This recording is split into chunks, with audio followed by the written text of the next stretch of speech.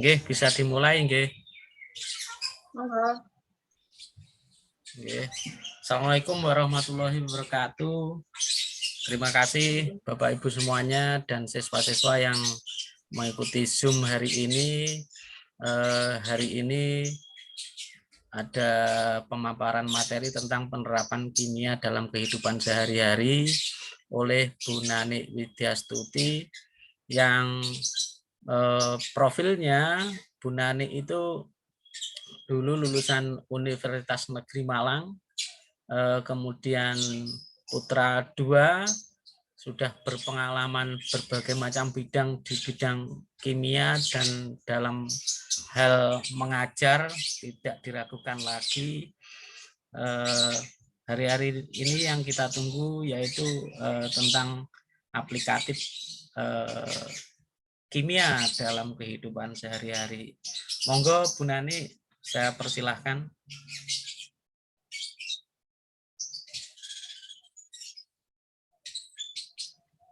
Terima kasih Pak Topik untuk waktunya. Assalamualaikum warahmatullahi wabarakatuh. Bapak Ibu semua dan peserta webinar kali ini, saya akan memaparkan tentang pentingnya penerapan kimia dalam kehidupan sehari-hari. Monggo Pak.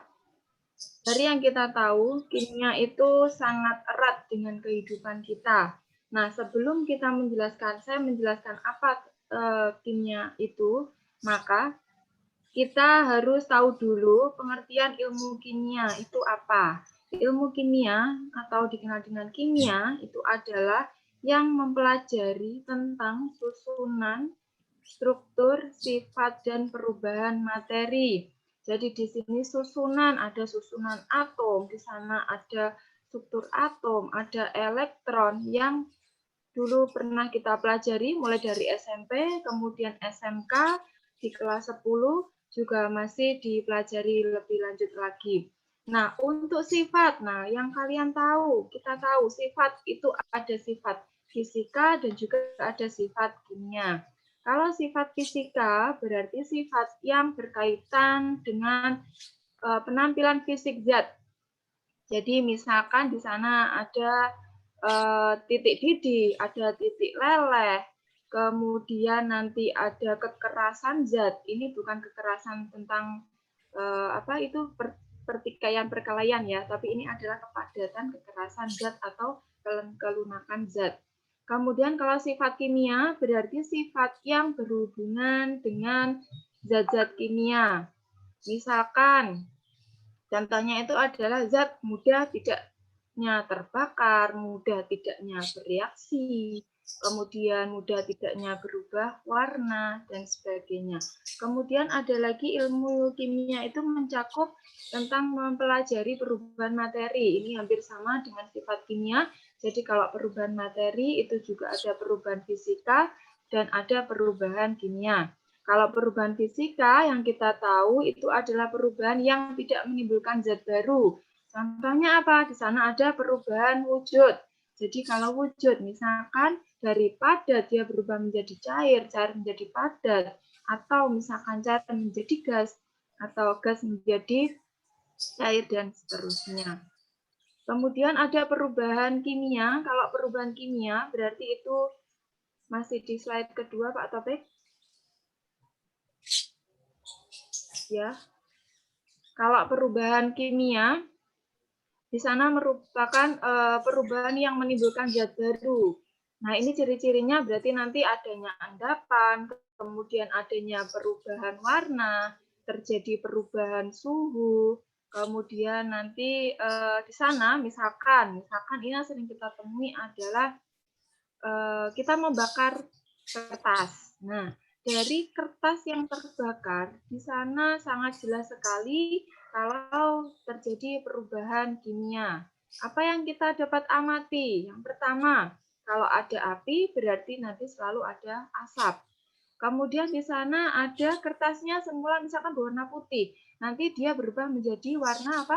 Hitam atau abu-abu ya. Kadangnya kalau makanya itu disebut dengan abu.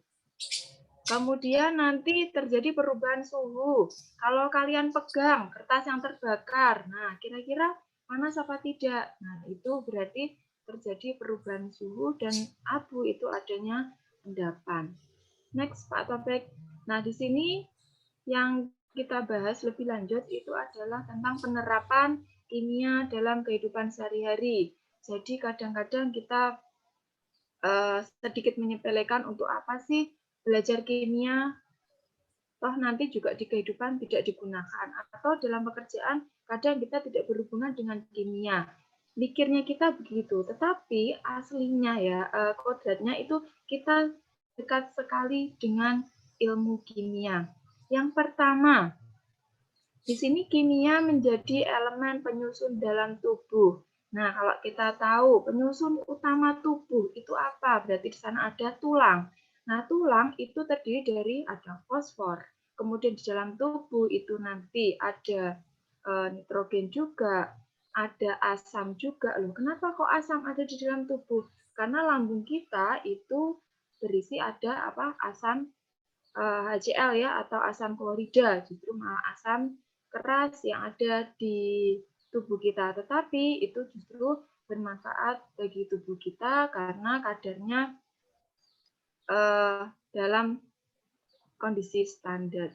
Kemudian yang kedua, penerapan ilmu kimia itu ada kimia dapat menjelaskan emosi. Wah, ini biasanya kalau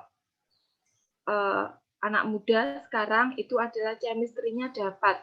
Ternyata ini ada hubungannya juga kimia dalam tubuh kita. Itu ada chemistry kimia ya, dapat menjelaskan emosi. Nah, ini keterangannya adalah bahan kimia, kenapa kok dapat menjelaskan emosi? Karena dalam tubuh kita ada bahan kimia neurotransmitter atau dia kuning ya warnanya melintasi celah ke sel berikutnya. Jadi di mana mereka itu memicu impuls listrik yang ada pada tubuh kita sehingga emosi yang kita rasakan adalah akibat dari pembawa pesan kimia, terutama dari neurotransmitter tadi. Jadi di sini cinta, bahagia, kecemburuan, ada iri hati, sedih, stres, itu ternyata semuanya memiliki dasar kimia. Next, lanjut Pak Taufik. Berikutnya, kimia berperan dalam produksi makanan pada makhluk hidup. Jadi di sini makhluk hidup yang utama ya memang manusia, hewan, dan tumbuhan ya. Kalau manusia dan hewan, itu nanti kalau kita mengkonsumsi makanan, kemudian butuh energi di dalam tubuh untuk memproduksi makanan yang diperlukan makhluk hidup itu terjadi proses di dalam tubuh juga. Kemudian kalau tumbuhan misalkan apa? Tumbuhan yang kita lihat itu ada proses fotosintesis. Di sana dia menghasilkan energi. Berikutnya ada kimia berperan dalam pembuatan makanan. Nah, ini sangat dekat dan erat sekali dengan kita sehari-hari. Jadi di sini bahan makanan itu ada kadang di sana ada pengawet makanan. Pengawet makanan dikenal yang kita kenal dengan nama asam benzoat atau natrium benzoat. Ini adalah pengawet sintetis. Jadi sebenarnya masih aman digunakan dalam kadar yang normal. Kemudian kalau pengawet makanan alami itu adalah gula dan garam. Kenapa gula dan garam termasuk pengawet makanan alami? Karena gula dan garam itu dapat menyerap kadar air pada makanan, sehingga mikrobakteri, mikrobanya itu nanti dia tidak dapat hidup dalam kondisi yang kering, karena mereka butuh asupan air untuk hidup. Kemudian yang berikutnya ada pengembang makanan. Nah, ini pengembang makanan biasanya ada pada roti. Roti atau bakery yang kita temukan di toko. Jadi agar penampilannya menarik, mereka di industri makanan menambahkan pengembang makanan itu berupa natrium bikarbonat atau bisa dikenal juga dengan soda kue. Nah, di sini kemudian ada lagi pemanis. Nah, ini kenapa saya jelaskan pemanis alami dan sintetis termasuk ke dalam bahan kimia, karena pemanis alami pembuatan gula itu ternyata juga butuh bahan kimia. Loh, kenapa kok ditambahkan bahan kimia? Iya, karena di sana agar misalkan gula putih, nah itu agar lebih putih, maka bisa ditambahkan ada asam fosfat. Kemudian niranya agar lebih jernih, ditambahkan lagi asam fosfat pada proses pembuatan gula alami.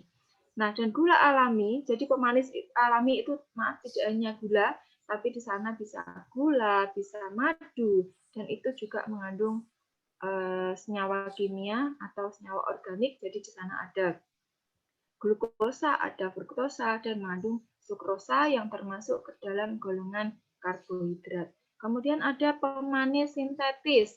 Nah, di sini pemanis sintetis itu sering digunakan pada orang penjual makanan yang agar di sana lebih awet lagi makanannya, selain ditambahkan pengawet, juga di sana ditambahkan pemanis sintetis berupa apa? Bisa sorbitol di sana, bisa sakarin. Nah, pemanis sintetis ini justru bermanfaat atau berguna bagi penderita diabetes mellitus, penderita penyakit diabetes mellitus. Kenapa kok begitu?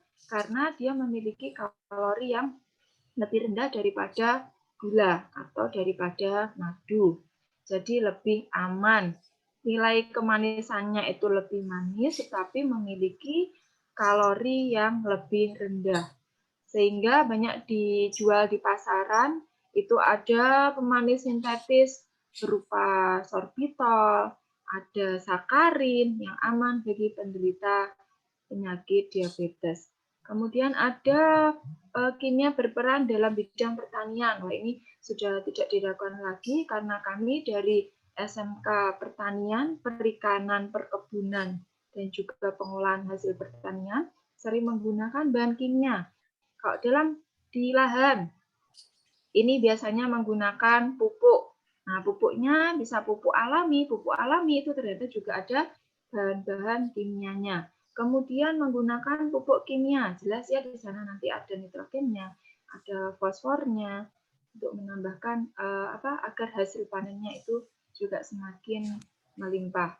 Kemudian di perikanan. Nah, perikanan itu juga butuh proses kimia, jadi kita butuh menganalisa kadar air. Nanti kalau misalkan airnya dalam kondisi asam atau dalam kondisi basah, nanti perlu dinetralkan, juga butuh bahan kimia. Ya. Berikutnya, next Pak Taufik. Nah, berikutnya ada di bidang industri. Industri ini biasanya yang sering menggunakan benar-benar banyak ilmu kimia itu adalah industri logam, jadi bisa baja, besi, dia melalui proses tanam tinggi atau dengan pemanasan yang tinggi untuk menghasilkan logam yang berkualitas lebih baik. Kemudian untuk kosmetik juga, kosmetik ini sangat erat kaitannya dengan ilmu kimia karena nanti di sana yang dipelajari dalam ilmu kimia itu adalah proses koloidnya. Jadi pembuatannya dan juga bahan-bahan kimianya itu juga harus alami dan tidak berbahaya bagi tubuh. Nah, saat ini banyak sekali kalau kaum wanita itu menginginkan wajahnya istilahnya glowing ya, glowing, kemudian dia ditambahkan pemutih yang instan menggunakan merkuri. Nah, ini dampaknya tidak dalam waktu yang dekat, jadi antara 1 sampai 5 tidak, tetapi kadang sampai dengan 10 tahun nanti dampaknya baru muncul kalau menggunakan pemutih yang mengandung merkuri. Dan merkuri ini adalah salah satu bahan atau unsur, salah satu unsur pada tabel periodik unsur. Jadi salah satu unsur zat kimia atau dikenal dengan simbol kimianya, unsurnya itu adalah Hg. Kemudian ada bidang kesehatan dan kedokteran.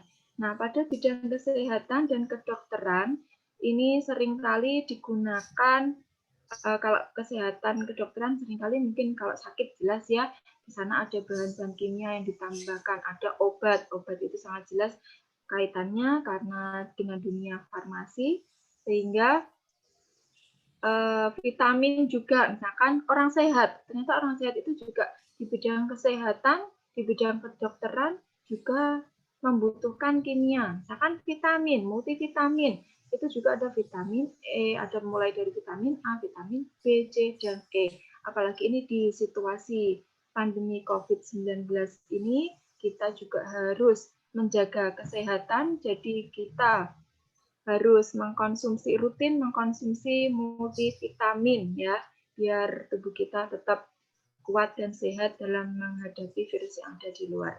Kemudian ada lagi di bidang hukum. Nah, kenapa bidang hukum kok ini kaitannya dengan peranan kimia? Ya, karena di bidang hukum, misalkan ada kejadian pembunuhan atau ada kejadian pesawat meledak. Nah, itu nanti identifikasi korban itu menggunakan tes DNA. Nah, jadi di sini tes DNA itu juga menggunakan bahan kimia dan melalui proses kimia. Di sana sering sekali dilakukan oleh pihak-pihak berwajib. Jadi sebenarnya kimia itu sangat dekat sekali dan wajib kita pelajari di bidang keilmuan apapun ya, tidak hanya ilmu sains saja, ternyata bidang hukum, nanti bidang kesehatan, ada industri, nanti juga butuh bahan kimia. Nah, pemaparan saya mungkin dari sini ada yang perlu dilengkapi atau ditanyakan karena ini sebenarnya hanya sharing saja, semuanya sudah tahu ya sebenarnya manfaatnya, saya hanya memperdalam saja. Saya kembalikan ke Pak Taufik, selaku host, mungkin ada yang ditanyakan. Oke, terima kasih Bu Nani atas paparannya yang sangat bagus sekali dan menarik sekali. Mungkin dari teman-teman atau siswa ada yang mau bertanya, silahkan. Monggo, yang perikanan boleh berkaitan dengan perikanan seperti tadi, hubungannya dengan lele, bioflok, kenapa kok seperti ini, hubungannya apa, boleh silahkan. Mumpung ada pakarnya di sini. Monggo. Iya Bapak, saya mau bertanya. Oke, silahkan.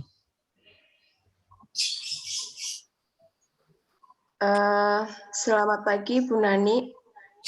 Selamat pagi. Saya Bu Nisa, saya ingin bertanya mengenai, tadi kan di slide dijelaskan bahwa pengawet diperlukan untuk bahan makanan. Ya seperti itu ya Bu. Yang ingin saya tanyakan, pengawet seperti apa yang aman untuk makanan dan jenisnya apa?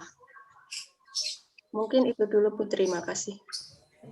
Ya, terima kasih Bu Nisa atas pertanyaannya. Jadi sebenarnya pengawet dan apapun itu yang aman bagi kita itu adalah pengawet alami, ya Bu. Tadi sudah saya jelaskan pengawet alami itu apa yang sering kita gunakan itu adalah garam atau gabungan dari garam dan gula.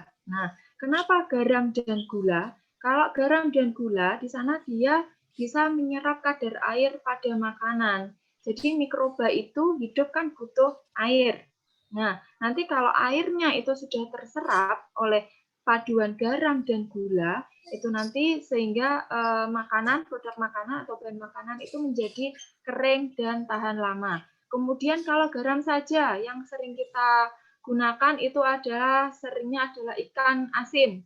Nah, ikan asin itu dia diberi garam karena garam itu fungsinya adalah sebagai antibiotik.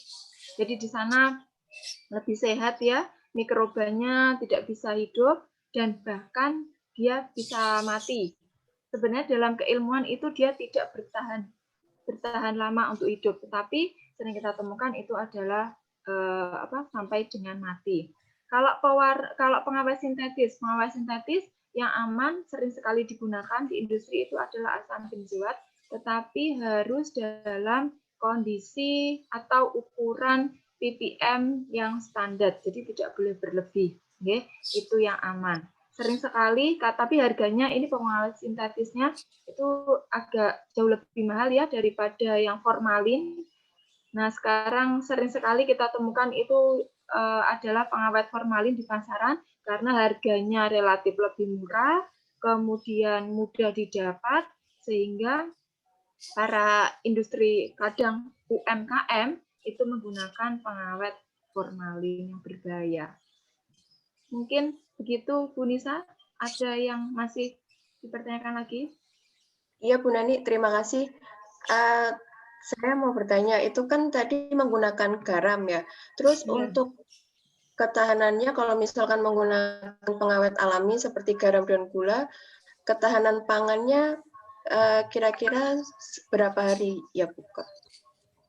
Oh iya, itu tergantung dari bahan yang diawetkan dan juga dari penyimpanan gula dan garam itu. Misalkan asinan. Nah, asinan itu asinan dan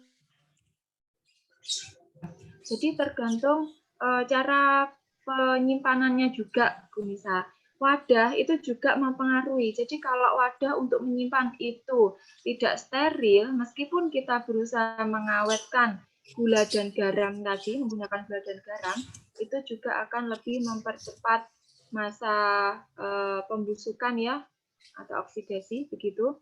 Kemudian kalau misalkan kita menggunakan tempat yang steril, wadah steril, kemudian tertutup, itu jauh lebih lama. Dan vakum dari udara itu jauh penyimpanannya lebih lama. Tergantung, kadang ada sampai dengan bulanan, bahkan tahunan juga.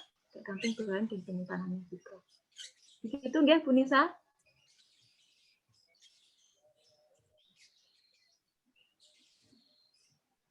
Ya, Bu Nani, terima kasih atas jawabannya. Mungkin ada yang lain, silahkan. Kalau ada yang tanya, sebentar ini linknya mau saya share untuk presensi maksudnya.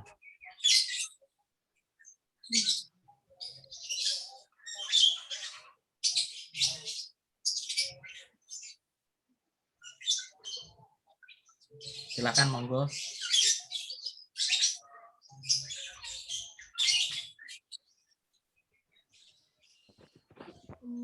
Bu Nani, ini saya mau tanya sedikit.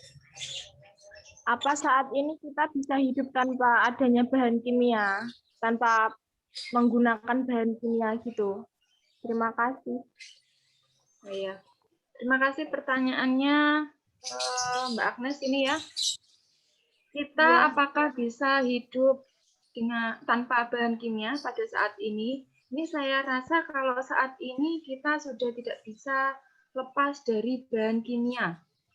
Karena kenapa? Dari makanan pokok kita saja, kita ini orang itu pokoknya nasi. Ya, bahan kimianya apa? Bahan kimianya sana ada karbohidrat. Nah, dari makanan, kalau makanan garam, minum teh butuh gula, minum apa nanti kita juga butuh gula. Kemudian untuk penampilan kita juga harus menggunakan make up agar percaya diri gitu ya. Jadi untuk saat ini saya rasa kita tidak bisa hidup tanpa bahan kimia. Tetapi alangkah baiknya kalau kita secara pribadi itu benar-benar menjaga apa yang kita konsumsi, apa yang kita gunakan, itu adalah bahan kimia yang tidak berbahaya. Jadi kalau misalkan kita makan nasi, oh iya kita podo karo kita makan bahan kimia, berarti itu kan aman. Bahan kimia tidak selalu berbahaya bagi kita. Tetapi kita memang sangat erat dengan bahan kimia. Itu ya Mbak Agnes. Iya Bu, terima kasih jawabannya. Ya, sama-sama.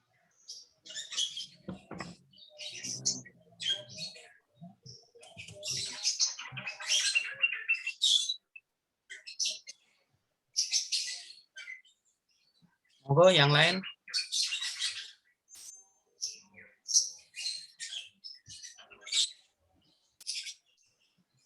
pripun?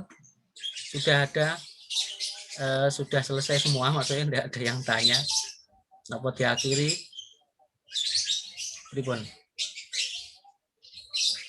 Monggo Pak Topik, Nggih. saya manut sama host aja. Oh, ngoten nggih. Kalau memang sudah semuanya sudah saya sudah paham tentang pemaparannya Bu Nani. Terima kasih Bu Nani sudah memaparkan ilmunya dan berbagi ilmunya. Mungkin bagi kami itu sesuatu yang akan menambah. Jadi kalau kita bidang perikanan tambah kimia-kimia seperti itu nanti akan menambah ilmu Bu Nani. Semoga ilmu yang diberikan ini oleh Bu Nani pada kita mendapatkan suatu barokah dari Tuhan Yang Maha Esa. Saya akhiri, billahi taufik wal hidayah. Wassalamualaikum warahmatullahi wabarakatuh. Waalaikumsalam warahmatullahi wabarakatuh.